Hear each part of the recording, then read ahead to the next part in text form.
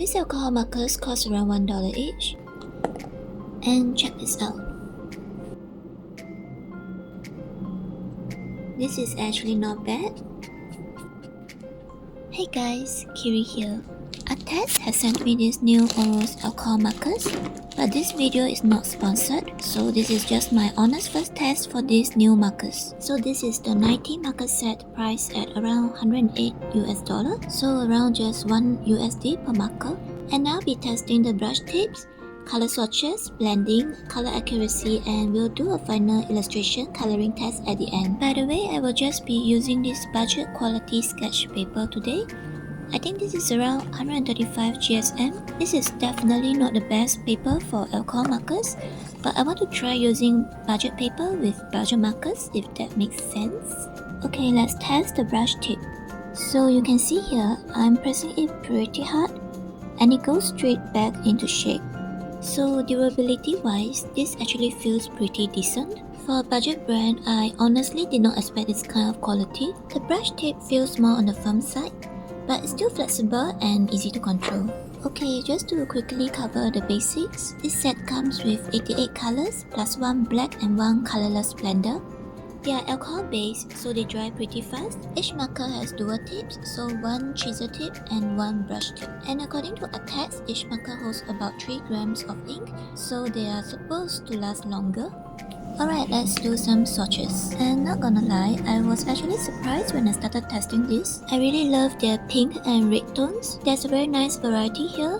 Big pinks as well as soft pinks. Their skin tone range is also pretty good. You get lighter skin tones but also darker skin tones and browns. This actually makes the set feel more versatile. I also really love their pastel colors. They are really sweet and cute colors. If you like to paint cutesy stuff or if your art style is shoujo style, I think you will love these colors. And this might sound random, but I actually like their color names. Like this one, potato brown.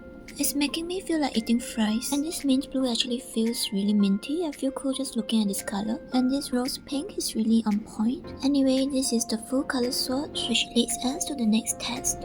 Does the cap match the actual color? Since these are around $1 per marker, I wasn't expecting much, but check it out.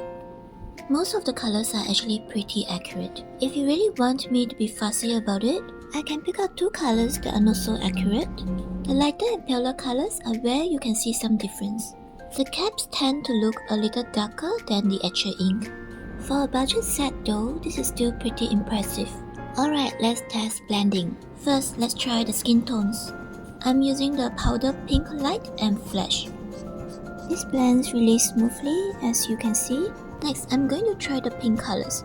Medium pink, pale pink light, and tender pink. Again, it's quite smooth. There's no harsh edges. Now let's try colors that are not so close. This is where blending usually gets harder. I'm doing mint blue and pale lavender. This one needs more layering, but the final result still looks pretty nice. Okay, the last batch.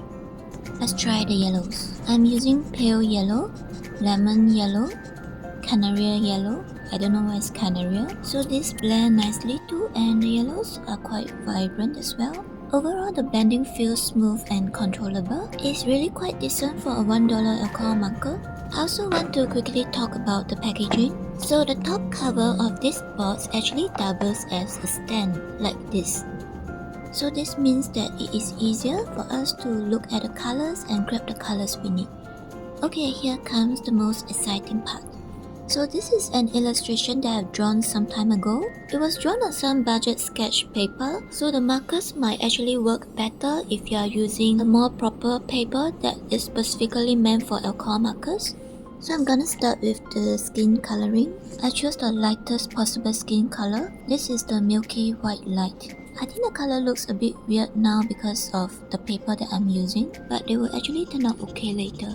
By the way, I have a tutorial on how I drew this 3/4 view of this anime girl in another video. So if you are interested or you have trouble drawing 3/4 view of the anime face, please check out that video. So far I'm just painting the base colors without blending any different colors together. But I find that the ink flows very smoothly and I'm quite satisfied with these markers for now. I'm adding a second layer now for the hair. This is still a light color, but it has a slightly purplish tint. I think it's starting to blend nicely with the base pink color. I'm choosing these colors for the eyes. By the way, alcohol markers can behave differently on different types of papers, so it's best to still always test the markers on the same type of paper before you color your actual drawing. If you're new to alcohol markers and are planning to buy them, just take note that usually this type of markers have different tips. So for Arrtx, they have another series which is the chisel and a small hard tip. This one that I'm using right now is the soft brush tip. I generally prefer this type of soft brush tip.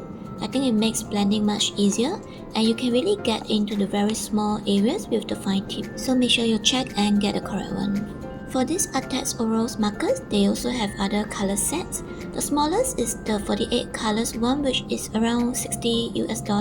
But usually they have some discounts, so it should still cost around only $1 US each. The biggest set they have is the 160 marker set, but I kind of feel that this 90 marker set is good enough for me. So overall, I'm honestly impressed. This is the first time I used the soft brush tip version of their alcohol markers. Previously, I've only tried their hard tip version, so these brush tips feel way better than I expected. The ink flows smoothly, blending is easy. The best thing about it is the color range you can get at a budget.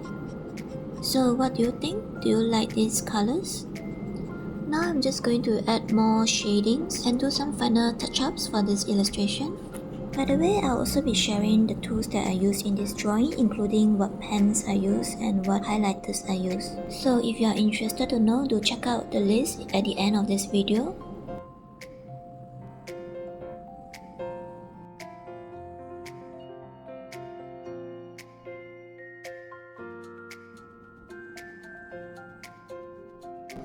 By the way, the colors on the face look a little patchy. That's because I have overlaid on this thin piece of budget paper. So that's on me.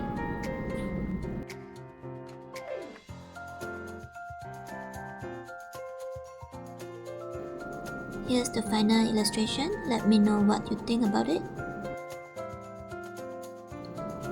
Thanks for watching and I'll see you in the next one.